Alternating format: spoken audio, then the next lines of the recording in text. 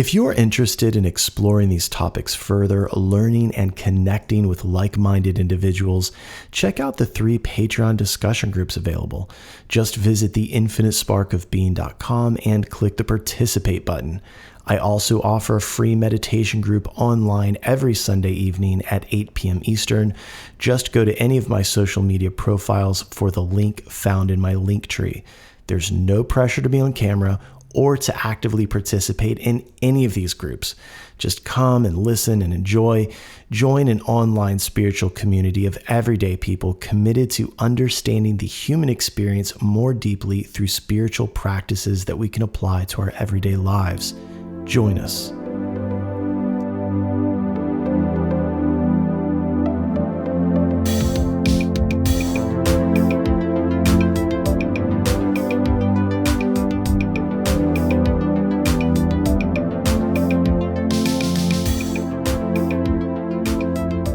Welcome to the Infinite Spark of Being podcast. My name is Keith Welsh, and today we're going to wander down one of the most mysterious, controversial, and, let's be honest, downright bizarre rabbit holes in the entire world of Western esotericism. We're talking about Helena Petrovna Blavatsky, that chain-smoking, fiercely intelligent, bedridden, yet mountain-climbing storyteller of the occult. Now, I don't say storyteller lightly because, as you'll see, Blavatsky was either one of the greatest mystics that ever lived or one of the greatest con artists. Or somehow, maybe both. I don't know. By the end of this episode, you'll understand what Theosophy really is, how it shaped the modern New Age movement, and how it was twisted and misused by fascists, and why the life and story of Blavatsky herself adds a layer of mystery that's really hard to ignore. So, let's get into it. The hidden teachings of Helena Petrovna Blavatsky, mysticism, magic, and the secret doctrine.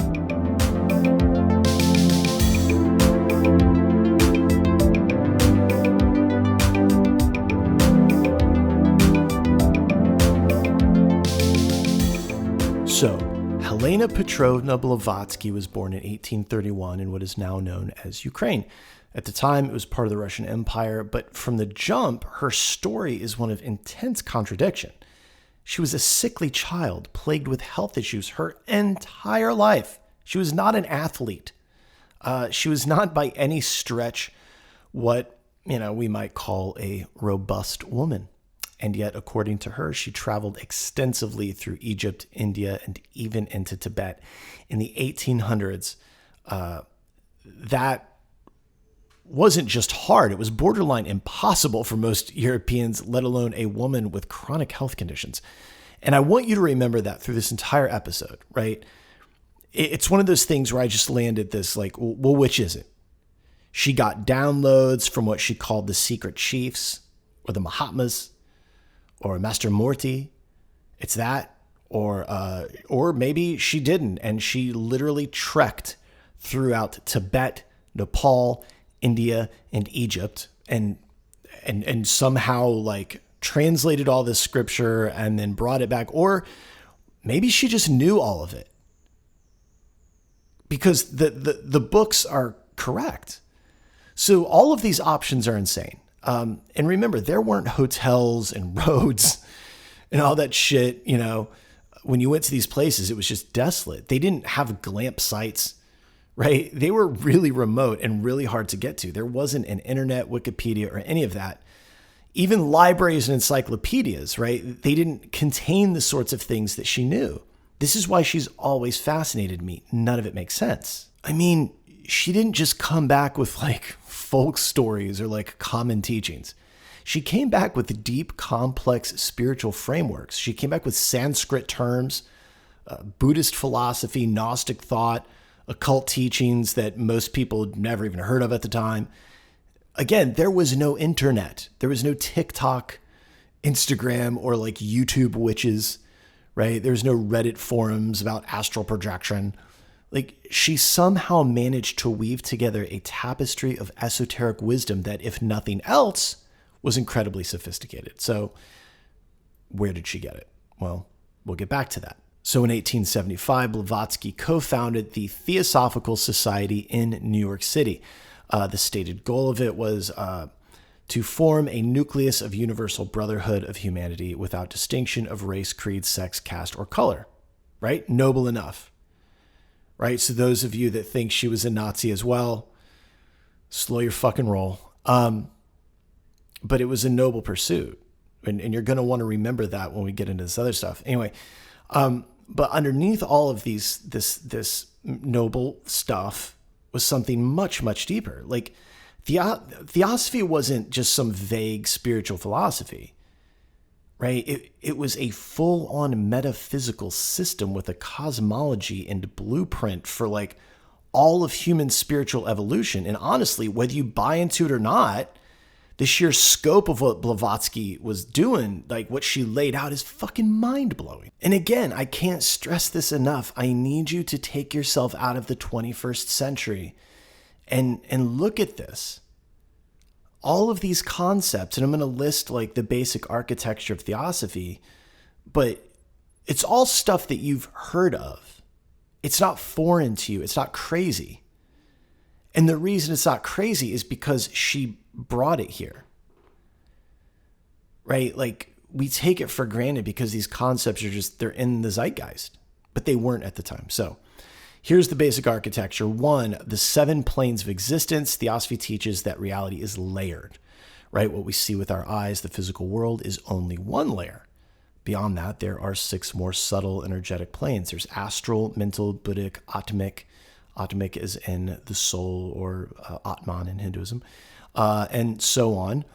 Each one finer and more spiritual than the last. They believed that we aren't just flesh and bone. We're energy, consciousness, spirit stretched across these planes. And I keep saying they, and I keep saying it in past tense, but Theosophy is very much around today. So 2, the divine spark within. At the core of Theosophy is the idea that every single person has a fragment of the absolute within them. Not a strange idea to you. Very strange at the time. That underneath all the noise, we are literally the infinite wrapped in skin and ego. This echoes what I say to you all the time on this podcast. There's no separation between you and the divine. It's in you, and it's trying to wake up. Number 3, reincarnation and karma. Again, not a strange concept to you. Thank Blavatsky. She helped to introduce these ideas to the West in a very serious way. Theosophy teaches that our soul reincarnates lifetime after lifetime, learning, evolving, screwing up, making amends. Karma isn't punishment. It's simply the natural consequence of action, like spiritual gravity. And just so you know, like when I say she introduced it to the West, you're coming up with a list of things like, oh, Edgar Cayce, Rudolf Steiner, they all came after her. Swami Vivekananda, after her. Paramahansa Yogananda, after her, right? And I'll rant more about that in a little bit. But number 4, and root races. Here we go. And this is one of those really controversial teachings, and the one that was later hijacked and twisted, which we'll get into later. But Blavatsky wrote about the evolution of humanity through spiritual root races. These weren't supposed to be literal races the way we think of them now, but rather symbolic epochs of human consciousness and development. It was esoteric allegory, but unfortunately, some very dark minds took it literally. That seems to be a habit with humans, doesn't it? The darker minds take something literally. I'll say it again. The darker minds take the fucking books literally. Anyway, we see it a lot when the wildly beneficial allegory of a text is taken literally by some mentally defective individual.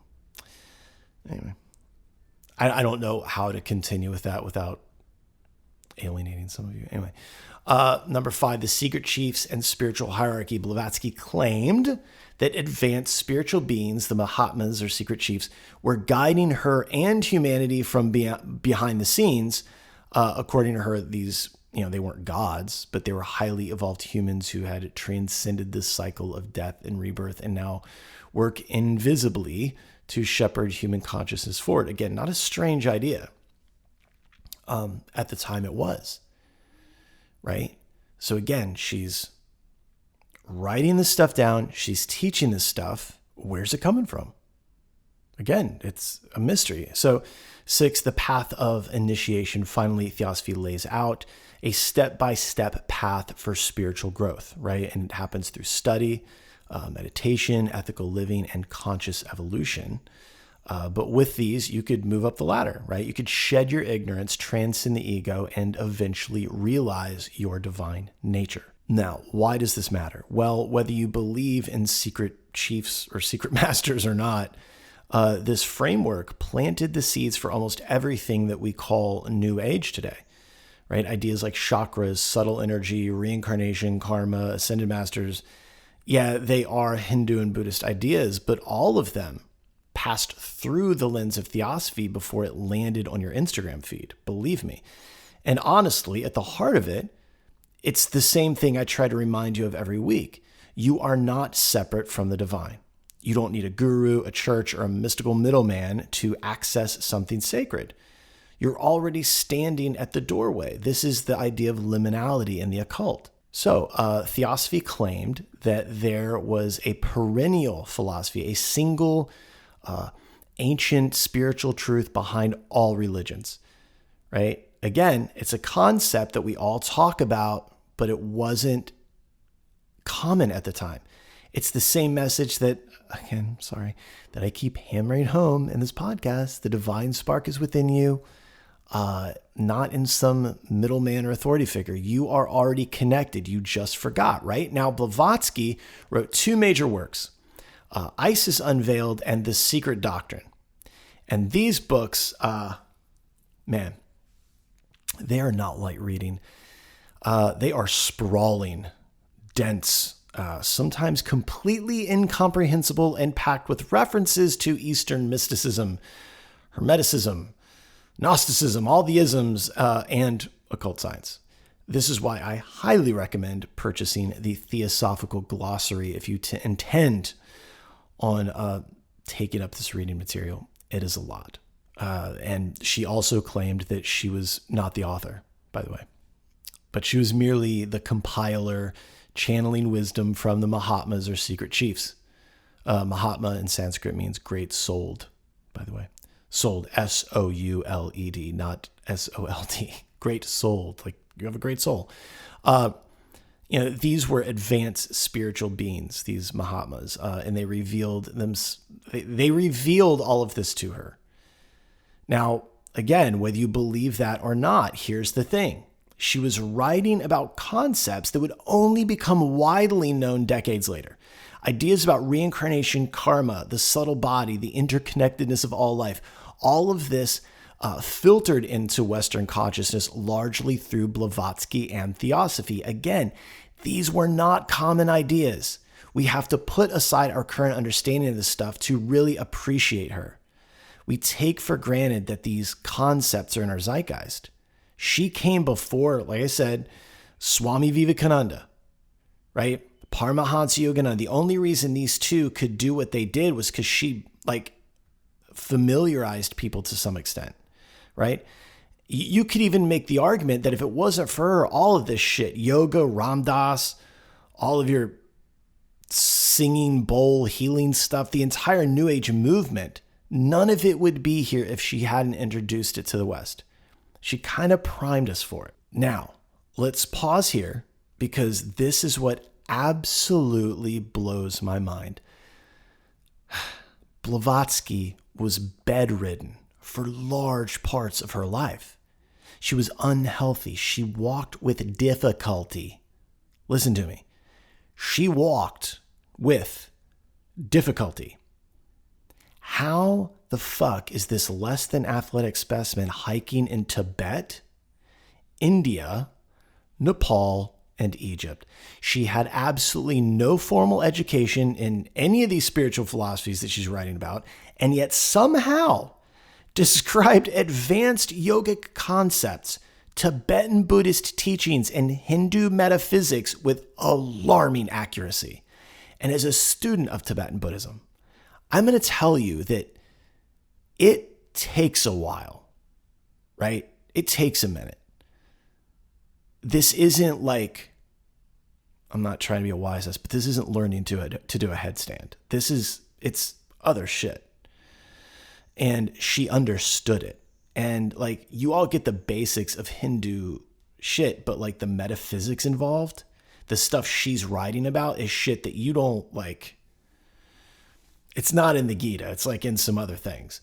So how the hell did she do it? Well, she said the information came from the Mahatmas, beings who she claimed were watching over humanity's spiritual evolution, a la Chris Bledsoe, right? Look that one up if you have time.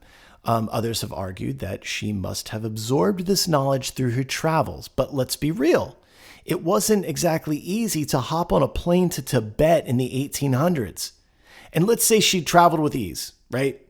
Maybe she just had it down. Okay, so she's traveling. She's just walking, with difficulty, mind you, days hiking, and just plops down in a temple saying, all right, translate all your shit into English so I can bring it back with me. Think about that for a second. Really? Like, that's what happened? What? That's so crazy to me. Like, this is what I'm saying. Like, this is wild. You know, and I want you to think about something else.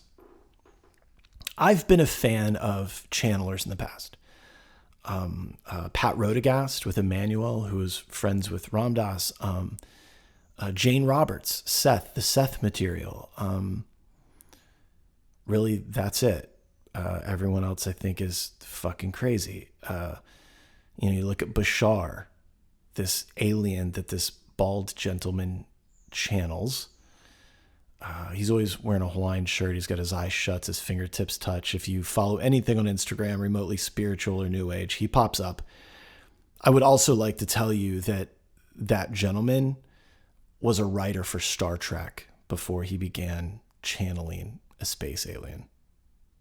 Just saying. Even A Course in Miracles, that's supposedly channeled, by the way.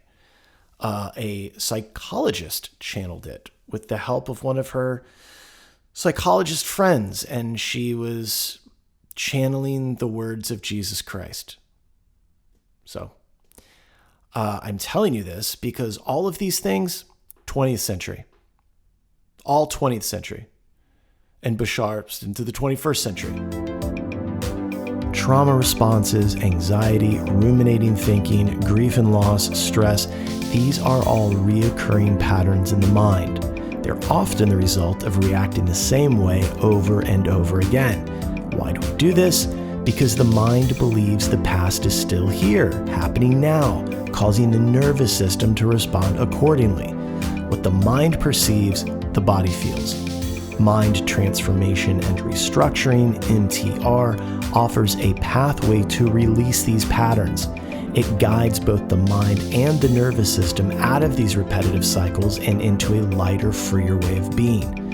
If this resonates with you, feel free to reach out via direct message or through the contact section at theinfinitesparkofbeing.com. You don't have to live the way you've been living. Change is possible. And why is that interesting? Because again, these concepts, motherfucker, they could have accidentally heard this shit and come up with it and be like, I'm channeling somebody, right? They might be disassociated just so much that they think they're channeling it. Blavatsky didn't have a reference. This is what I want you guys to understand. And I realize I'm being crazy about this. She didn't have a reference. There wasn't a YouTube channel that she's like, oh shit, karma, interconnectedness. Oh wow, we better clean up our act. Nope. And it was hard to be alive back then. Think about that too. Like, it was hard to live. So, just something I want you to think about. And again, this is the 1800s. Even today, like, it would be very difficult to gather up the kind of information that she did, without access to specialized libraries or spiritual communities. So the question remains, did she actually have contact with something or someone beyond the veil? Or was she just a really gutsy hiker and mountaineer with poor physical health, Maybe she was a master researcher and synthesizer of spiritual text with an uncanny ability to connect the dots that others couldn't even see. I mean, that makes... See, this is what drives me crazy about these things. They don't make sense. And and the reason it doesn't make sense is because my mind is trying to put it in context with the only life that I've ever known. And you get to this place where like, this has got to be mystical, right? And I'll say this as somebody who has been a member of spiritual communities, right? We'll take Tibetan Buddhism since we're talking about Tibet. I took refuge. Refuge is like initiation in what's called the Karma Kagyu lineage of Tibetan Buddhism. I got a funny name. It's Karma Chochi Jinpa, which means Dharma generosity, which is probably a whole podcast in and of itself. But what I'm telling you is that you can buy all the fucking books on Tibetan Buddhism. You can follow Rinpoches and Lamas on YouTube and ingest all of those stories. I hate to say it and fucking whatever, but you're not getting the whole thing. You're not. They're not going to give you that. And it's not because they're being assholes. It's because you just can't. There's deeper teachings involved that you only get when you're sitting at their feet and you develop a relationship with a Lama. And what she knew, what she was writing down again was accurate. To me, somebody who's gone pretty deep, not as deep as others, obviously. I've never done the 3-year retreat, nothing like that. But, she was hitting the nail on the head. And either way, either way, whatever this is, the result is the same. She planted seeds and they continue to grow today. She was the OG, plain and simple. Now, for those of you that know a little bit about her, we're getting into it. Probably been thinking, is he going to get to this shit? So let's not sugarcoat it. Blavatsky was also known to be, at times, a bit of a liar. She was a rascal. She conducted fake séances. She staged supernatural phenomena that was later exposed as fraudulent. Even members of the Theosophical Society turned on her when some of these hoaxes came to light. Now, this is something that happens a lot when you're dealing with the phenomenon, right? People have an experience and are so desperate to be believed that they then fudge the evidence or pull some sort of bullshit fakery. And then that essentially calls into question the entire experience and they shoot themselves in the foot. We've seen this time and time again with Bigfoot, UFOs, ghosts. It hurts so bad not to be believed that people will do crazy shit and then destroy their entire credibility. For instance, I have pictures of shit. I don't know what they're pictures of. Some of the folks in our community have sent me pictures of things. I don't know what the fuck it is. But we don't go blasting it everywhere because, people say what they say and then you start to feel a kind of way and, it's just not worth it. However, I don't think that this is what Blavatsky was doing. I don't think she was trying to be believed. I think she was trying to make a buck. After all, though she did come from money to some extent, being a mystic does not pay the bills. I mean, she had been gallivanting around the globe or reading ancient texts and talking to Mahatmas, and I'm sure that depletes your funds somehow. So who knows? Also, something that Helena never wrote about herself, but in fact her family did, was that apparently she had strange powers. Powers that at first she couldn't control, but later learned to. And they were quote unquote powers that resembled poltergeist activity. I know I haven't gotten into this because her story is just so long and intense, but Helena was from an aristocratic family and they wrote about these paranormal events that centered around their daughter as a source of embarrassment. They weren't proud of her globe-trotting, They weren't into their globe-trotting occultist daughter. In fact, she was accused of being a whore and a lot of other strange things that weren't true because, as she said, she had a volcano erupting in her brain and ice at the bottom of the mountain. So she was apparently asexual. So you could say she was LGBTQIA+ before it was so cool that cisgendered straight people felt as though their identity was so boring that they began calling themselves queer simply because they had a kink or a fetish. And by the way, she was married, which obviously didn't go well. And she would do all of this traveling and seeking while her husband was just at home doing whatever. I can't imagine marrying Helena Petrovna Blavatsky. It's got to be a weird deal. Also, she was in several bad horse riding accidents and supposedly fought in a war where she was shot and injured. But each time she was saved by Master Morty, one of her teachers and ascended masters. Yeah, I never mentioned that. It's just a lot, people. I don't know what to tell you. That's just, Blavatsky she was a wild gal.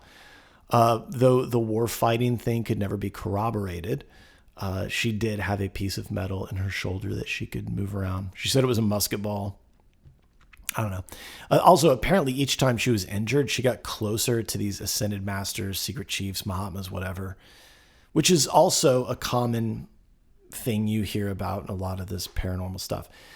Anyway, despite all the fakery, right? The teachings, the actual theosophical teachings are very profound. She was still transmitting accurate information. This is something I've talked about before in this podcast, the idea that the messenger can be flawed, even ridiculous, and still transmit something sacred. In fact, that's usually the case. These people can be difficult. Maybe she was running scams. I don't know. Maybe she was exaggerating to get attention, but the philosophy underneath it, that hit people hard, and it still does.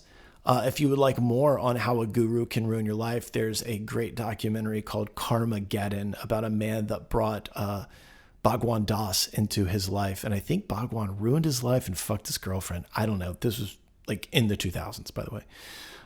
Bhagwan Das, if you don't know, is the guy that gave Ram Dass the saying, "Be here now." He was a California kid in India when Ram Dass first went over there and was his tour guide and essentially introduced him to Neem Karoli Baba. Anyway, so back to Blavatsky. There's something deeply human about this. People who are spiritually awake can often be very messy. They have egos. They make mistakes. We're not, we're human beings on this earth with them, right? We often, there's times I put some of my teachers up on these pedestals and then I have this moment like, oh my God, you're just a person. But that doesn't mean that the teaching isn't valid, right? And Blavatsky was no exception. In fact, when we think of this in context with last week's episodes about how our culture is affected by religions and in turn affects the way we perceive things, you could say that we as Westerners have this thing in our minds where we compare everyone to Jesus, right? Or at least the version we were given, because if you read the non-canonical or extra-canonical texts about Jesus, he was not perfect. So when we look at Blavatsky, this adds yet another complicated layer to her story.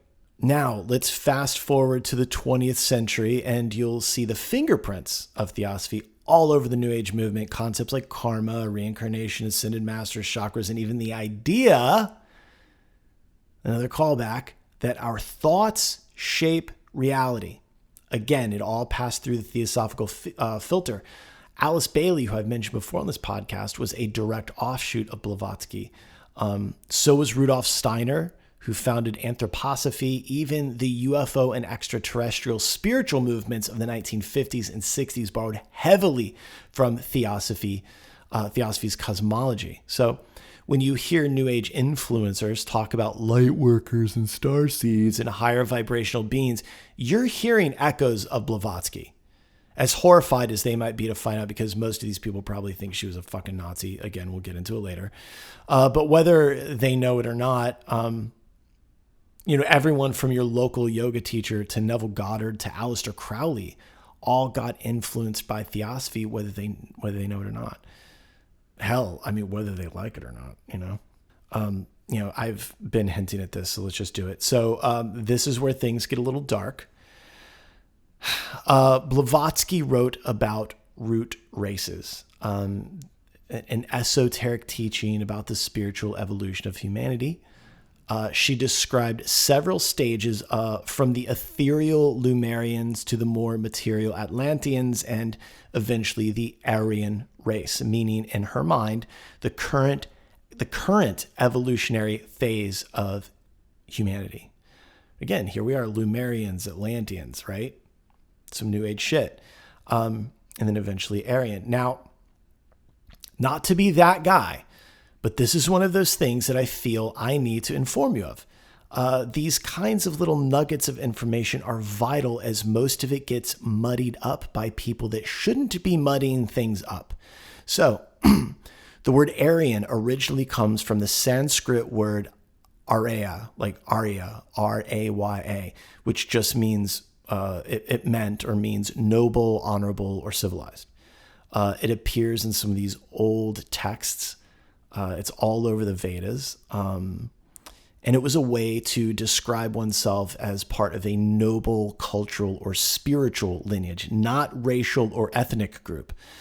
In Old Persian, a related term, Arya, R-A-I-Y-A, I don't know if I'm saying it right, was used the same way. In fact, the country named Iran is derived from the word Aryanam. So that means land of Aryans. So in the ancient world, it had no connection to skin color, race, or the nonsense that came later. It was more about cultural and spiritual nobility, almost like saying, I live by the higher principles. But in the 19th and early 20th century, European linguists discovered that Sanskrit, Persian, Latin, and Greek had common roots. So they began using the term Aryan to refer to what they called the Proto-Indo-European people, a theoretical group whose language is the ancestor of many languages across Europe and India. Unfortunately, this academic term got picked up by racist and nationalist movements, especially the Nazi Party in Germany, who distorted it into a racial category to justify their ideology. This, again, wasn't the use of the word. This happened in the early 20th century so that taints, it muddies up what Blavatsky was saying. So this word, which began as something spiritual or aspirational, something about the human heart, was dragged through the mud of history and used to divide and dominate. In its pure original and mystical sense, Arya meant something beautiful, right? It was a human being striving to live righteously, devoted to truth. It even shows up in the Gita as well as various Buddhist texts, so keep that in mind. Now, the problem is that Blavatsky's ideas were later cherry-picked, distorted, weaponized by those rascals, those knuckleheads, the Nazis. They took her mystical language about Aryans and perverted it into a racist ideology. Not only did they ruin the swastika, but they also took a shit on this. And there's no evidence that Blavatsky herself held those views, so back off. In fact, she talked a lot about the universal brotherhood and the equality of all people. But the damage was done. Esoteric teachings about cosmic evolution and spiritual races became twisted into fascist propaganda. You see, humans, we got a history of misusing words and weaponizing spiritual ideas in order to control others. And all of that comes from the desire for safety, which is an illusion. So where does that leave us? Well, Blavatsky remains one of the most enigmatic figures of modern spiritual history. She was a chain-smoking, overweight, bedridden woman who somehow accessed teachings that would shape the New Age movement and influence millions. They're influencing our culture now. She staged fraudulent séances, but wrote some of the most complex metaphysical works of the 19th century. And the question still hangs in the air. How did she get this information? Was she truly contacted by advanced beings? Did she tap into the collective unconscious like Carl Jung would later describe? Or is she just a brilliant synthesizer of esoteric thought that was decades ahead of her time? Whatever the answer, her legacy is undeniable. So what do we do with all of this? Well, for me, it's a reminder that spiritual wisdom often comes wrapped in the messiness of human imperfection, that the divine can and often does speak through flawed, complicated people. Blavatsky was no saint, but she left behind a body of work that continues to shape how we think about spirituality, magic, and the hidden dimensions of reality. And as always, thank you for spending time with me. If you enjoyed this episode, please share it. Leave a review, please, or support it through Patreon. I'm creating a new tier for that. And remember, you don't need a middleman, a Mahatma, a secret chief, or a channeler to access the divine. It's already inside of you. You're already plugged in. I love you. I love you. I love you. Here we are. We're doing it again, you and I. Thank you, thank you, thank you. If you enjoyed this content and would like to support its creation, visit theinfinitesparkofbeing.com. There you can explore the various ways to get involved and support this work. Click the About button, read a little bit about me, and see what I have to offer you through the one-on-one sessions. Don't forget to check out the Patreon tiers, where we're building a community of everyday people with not-so-everyday interests. You'll also find the online apparel store. And as always, head over to the Participate button and join us. Together, we're growing a community of spiritual seekers just like you.